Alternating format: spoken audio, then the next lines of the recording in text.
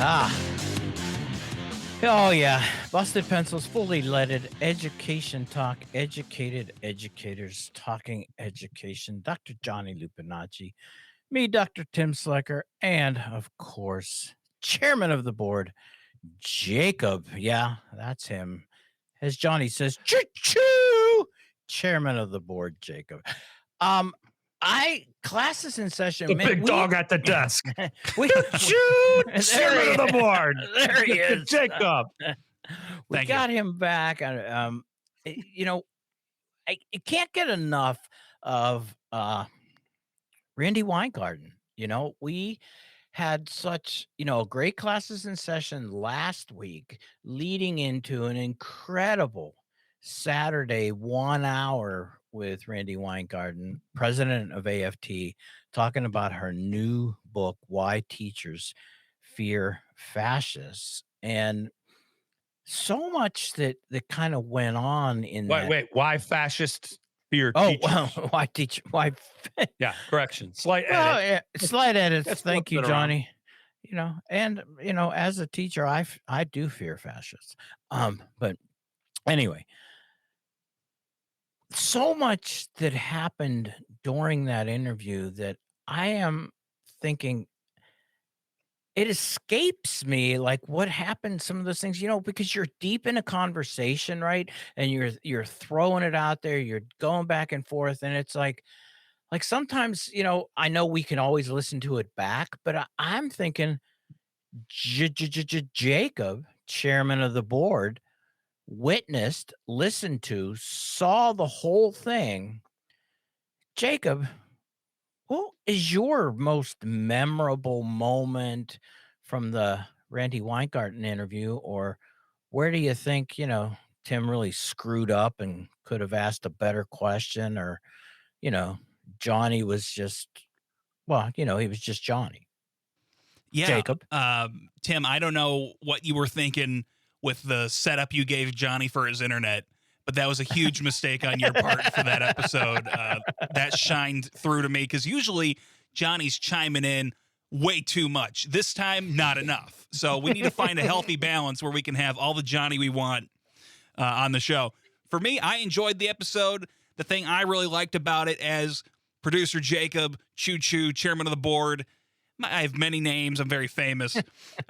What I try to bring to the program when I talk with you guys and when I contribute is trying to find ways to take your highfalutin, smart, big brain pedagogy and bring it down to a level that a non-educator can understand and help get those messages out to people who might not be totally steeped in this world.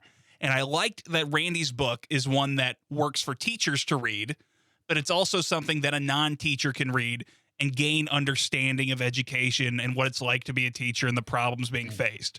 So I saw something there that relates to what we do here, and it's shared in common with the book. I thought that was cool. I thought good episode. It really matched our mission here. So I had a good time with that, Tim. I like that. Man. Leave it to Jacob to actually come up with a novel, new, fresh take on some of the stuff that we've been doing here for lots of years at Busted Pencils. I just think about the fact that what was discussed there.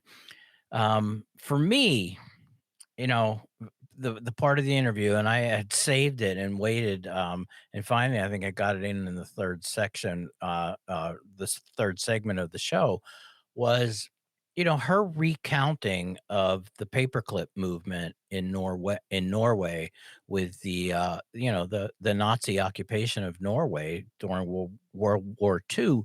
And, you know, recounting and retelling that story of teachers being the resistance to like real-time fascism at that time, and the simplicity of their movement of simply just wearing a paperclip in defiance of that takeover. It really makes me wonder, what is that next paperclip movement that might be coming? And ask that question because I think when more and more teachers and more people concerned about public schools and teaching start reading this, I, I'm thinking there might be a potential resurgence of some kind of a new paperclip movement and moment, um, where teachers kind of go like, "Whoa, wait a minute, yeah, man, enough is enough." And what does it mean to resist? Actually, resistance, the strongest, most, kind of, what do you want to say, effective is simplicity. Simplicity, but it is around solidarity. But to do it only requires a simple type of action, a simple type of statement, some kind of, you know, move or demonstration, and that the act of that simplicity is what speaks volumes about a resistance movement. That to me is where I just keep coming back to because, I think teachers are the catalyst for a thriving democracy. And what a great time right now in the middle of a totalitarian type of takeover of teaching, some simple solidarity driven union resistance that really is unoffensive other than to say we resist. Johnny, that's my take, man. Tim, I like that. And I admire your romanticism of resistance in that. Uh, but I think we're on the same page. We just maybe see the dream a little bit differently in terms of that takeaway from things. Uh, I think I'm similar, and I like the way Randy really writes about it in the book. And it's not a spoiler alert now for folks who will have heard, Saturday's great interview and discussion with Randy, and then hopefully soon they'll be able to get copies of the book and read along. But you know, teaching is really thoughtfully defined in that Mm, book, and they talked about the different what do teachers do really and why is it that fascists fear teachers? Why is that? What's that hook? Like, what does that mean? And it talks about that teaching is more than just like being a math teacher or teaching sentence structures in English language arts classes or history. Those are all wonderful and great content area related things, like passing on knowledge to a next generation. Okay, we're starting to get a little bit more towards the domains that Randy talks about, right? That teachers in particular create opportunities, mm, right? Which is true. Like, they're at the epicenter of where opportunities begin for, if you're going to be an astronaut, the things you learned in schools that contribute towards that. If you're going to be a nurse, if you're going to be a barber, whatever the thing is. Because Tim, I like that you situate teachers at the forefront of things, but what they are to me is they're irreplaceable workers that bring together the people, the different professions and careers that were opportunities that began somewhere in a classroom or by sparked interest or inspiration from a teacher. And that's democracy, is this wide range of contributing citizens who are passionate about what they do, who contribute to the economy, whose labor is, irreplaceable. Their innovation and all the different things, whether they're, part of the medical field or part of the tech industry or part of, I'm grasping here, the skilled trades, all of the things that people do started somewhere likely really close to a great teacher. And I'd like to say that every kid has had a great teacher. mm. Hopefully, listener, you have had at least one great teacher, because Tim and I, we joke a lot about how many bad teachers we had. But one of the things we definitely had is we've each had a handful of really great teachers Mhm. that made opportunities for us to be who we are today. The other thing, Tim, is this where we converge, that Randy talks about, is that teachers belong to something bigger than themselves, not just the democracy, Mhm. but they belong to teachers' unions, which isn't like a plug for, hey man, let's protest because we're a union, although that's part of it. It's you belong. Our world is so fractured and so individualized for everybody out there, no matter what your profession. We are constantly feeling further and further apart from one another as a whole, right? We're divided. Divided, we fall. United, we stand.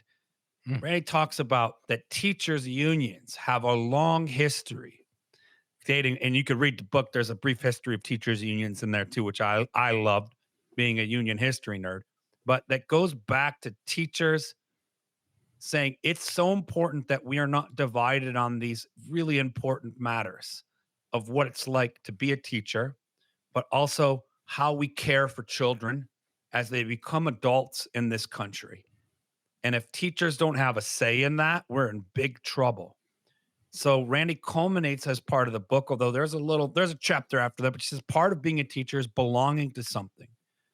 And it's not just public education, but it's belonging to a group of teachers, a family of teachers, a union.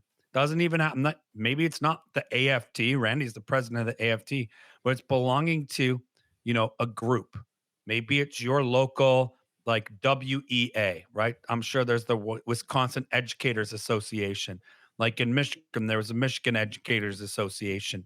Those are teacher unions at the state level, right? But you belong to a group of people who share the same experience and have a set of expert skills that ought to have a say in the profession that Tim and I are both saying are absolutely irreplaceable to a strong democracy. You got to have great teachers in order Mhm. to have a strong democracy. You can't be a strong nation without great teachers.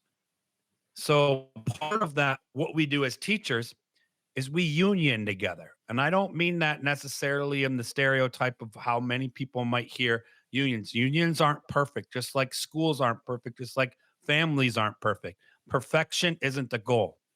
It's about the act of solidarity, of being united. So Tim, whether that's kind of what you mean by a paperclip moment, Yeah. like I am this may shock you. I am like the last man to believe that another protest is going to do anything Mm. in this context. Having been now to I don't know how many dozen in my I teacher lifetime just on education. Like our collective voice, it's important. I'm not saying don't do it, but to me, the simplest thing is that we begin to really union together. Now, that yeah. might be participating in your union, but it means showing solidarity, building trust and relationships in your school, across your district, across your state on what it means to be a teacher and that you should have a voice in the kinds of ways that we teach. And boom, hey, historically, that's been what unions do for our profession and for our country. So I'm excited about that small thing. I think big things are easy to take out by like fascists like big things. You know what though? I don't think we converge at all. Actually, too, just a little bit more clarity. I too have been Johnny over the years. In fact, was even one of the impetus of one of the big movements, the opt out movement. Have been part of these big organized kind of I guess you want to say protests movements that were planned. And I've seen them, like you not work, not do a darn thing. It was great to get together in Washington D.C. for 2 summers with opt-out parents and teachers and stuff like that. We had a ball. We got to, really believe we were doing something. And we marched, we got good pictures. You know, type into Google opt out movement, Occupy the DOE pictures, and you could probably find some of them. But it didn't do anything. And it's potentially what I was saying that, you know, the paperclip, Johnny, was really more that solidarity symbol that really didn't come necessarily from a planned, organized protest. It was that sense of solidarity that you're talking about that inspired that kind of, unioning that you're talking about and coming together. And so, because yeah, last, the last thing, what was it, a '90s song or something? The last thing we need is another protest song. I can't think of Well, the, well, I think those are important things to have, like yeah, protest songs and things. I just think like we ought not lose sight. And now I think we're saying the same thing. We yeah, ought not lose sight of the things that bring us together and that are hard to see and name and to stop, right? Because if I say, "Hey, this is what we're doing and this is what it looks like and this is what it's going to be," and if it threatens, you know, if it strengthens democracy and threatens tyranny, I think I said that word right. I don't have our producer Jess to like help me with my words. Tyranny and tyranny. no I think it's tyranny, man. our We tyranny. fixed I you. said it right. Yeah, Yeah, you we did she it, man. fixed You me. did it. Yeah. So, but the idea here being like this is, I think, like you said, kind of a commonplace thing that unifies us, brings us together to say enough is enough, and we are strengthening our response Mm, to the need for our really important work that we're seeing threatened in so many ways. And yeah. that's one of the things to come back around to for me, the book. I've been a teacher for, over 25 years now. And I teach teachers. I write about education. We talk about education all the time on this Oh, show, oh, yeah, yeah. right? I mean, it is I have a passion for it and I love to describe it and talk about it and understand it in all kinds of ways. But I will even admit, and I had talked to you and Randy about this in the interview, sometimes I feel really spun around. And it's hard to describe what we do as teachers. And I could say I'm a math teacher or Mm, I teach, pre-calculus at the high school and I coach, track. I can give kind of common descriptions of what I do. And then people will have had an experience of like, oh, he's probably this kind of teacher. I went to school. I know a little bit about what teachers do. But it's such a like sliver in the spotlight of how teachers are portrayed in media. mm. And Jacob's asked us some really thoughtful questions over the last month about like who are some of our favorite teachers? What are some of our favorite moments? What are some of our worst moments in schools? Also, what are the teachers that inspired us in movies and in Yeah, that and we kind of think about when we're watching TV shows? Because I think we're all onto something here. Teachers aren't often understood for the work they do. mm, And so this book was a renewed way of being like, wow, that's a really succinct way of describing the work we do as teachers and a way of communicating it to whatever it is out there that you do, to understanding that teachers don't just teach your kids to read or, come up with these really radical ideas like, I'm going to assign a special art project and instead of calling it a snowman, I'm going to call it a snow person mm. because I have a woke agenda and I Well, want to rile up my neighborhood. Like they're not out there plotting these things like often it's portrayed in the media. But right. our response to it is always like, I always feel like as a veteran teacher, I'm even on my heels. Like I'm like, no, no, no, because we're doing this and we're doing, and it's like I'm spun around describing what teachers do, and this book helped me nail it down. Like, this is succinctly what it is we do. Here's a couple of sentences that I can share in my community that folks can better understand my profession without buying into the hype. Was it Public Enemy? It said, don't believe the hype, right? So don't believe the hype. Read the book Read the book, and you'll but better understand what it is. you just man, you hit something there how I was trying to imagine. It's just like, look, you know, I'm not talking about organizing a movement to get back to teaching DEI to all of these, as you said, snow people and things like that. That work was work that was meaningful because of what Randy talks about, because it's the idea of bringing people together, of understanding differences. The work of a teacher, the work of a teacher was not woke indoctrination of different genders, of how we communicate with people's pronouns versus where they've come from. That work actually maybe got moved in a way that it was able to be demonized, as opposed to really recognizing what, DEI, gender, all of these things, these were just ways of Would- teaching for tolerance, for acceptance, for harmony, of what it means to live in a world that has so many different people, so many different ways of seeing the world, so many different histories, so many different views, that Randy's book reminds us of.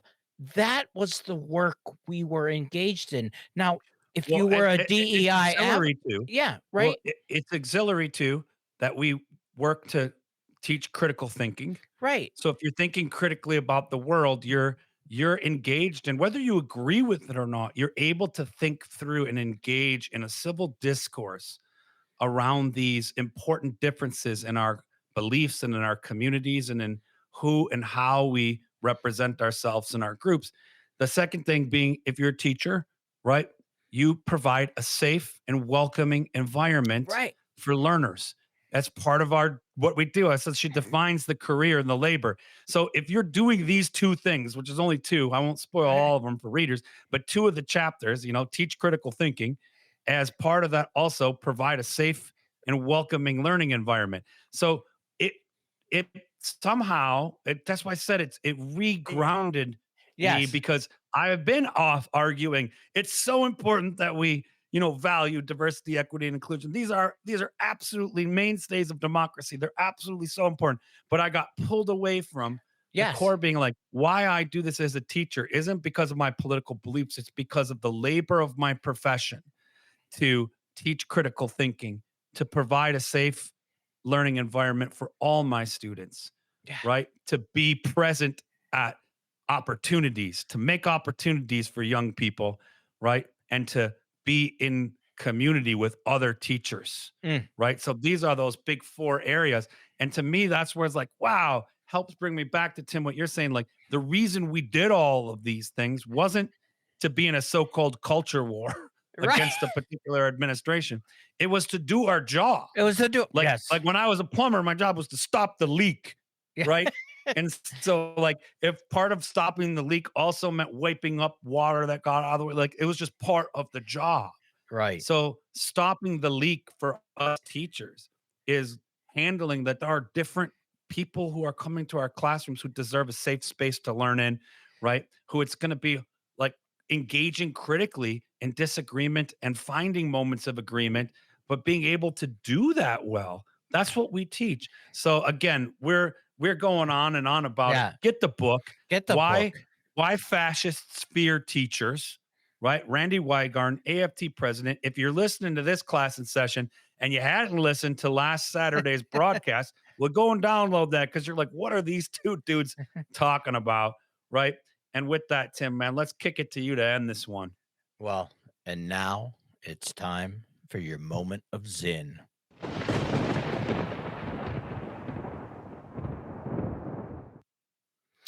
While some people think that dissent is unpatriotic, I would argue that dissent is the highest form of patriotism.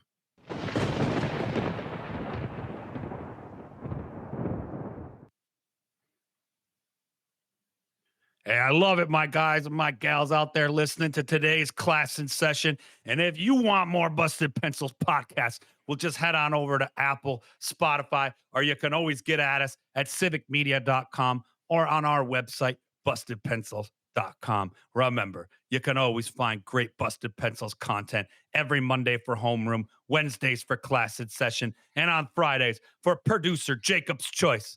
And of course, Pencil Busters, you're going to tune in on Saturdays and listen to the Busted Pencils weekend broadcast at 3 p.m. Central Time across all the Civic Media networks for 1 hour of your favorite blue collar scholars, Tim and Johnny, and keep busted pencils.